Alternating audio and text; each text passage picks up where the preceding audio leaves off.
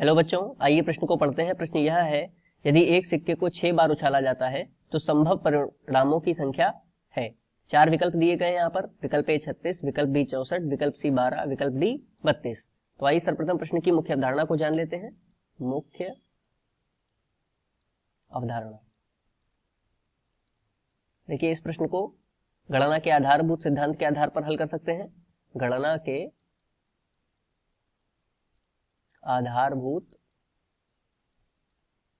सिद्धांत, यानी कि जितने भी परिणाम हो सकते हैं उन सबकी हम गणना करके लिख लें, इस प्रकार से उत्तर प्राप्त कर सकते हैं। तो आइए इस आधार पर प्रश्न को हल करते हैं। प्रश्न में देखिए, एक सिक्के को 6 बार उछाला जाता है, तो 6 बार में एक बार यदि हम सिक्के को उछालेंगे तो हमारे परिणाम क्या होंगे, या तो हेड आएगा या फिर टेल आएगा, यानी कि या तो चित आएगा या फिर पट आएगा। तो 2 परिणाम हो सकते हैं।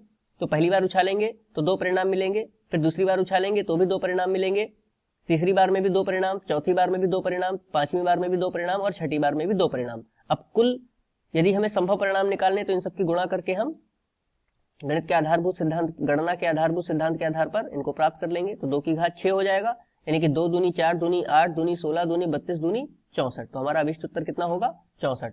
अतः विकल्प बी सही है।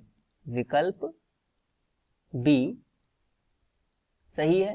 मुख्य अवधारणा के आधार पर यह दिए गए प्रश्न का उपयुक्त उत्तर है। आशा करते हैं आपको समझ में आया होगा। धन्यवाद।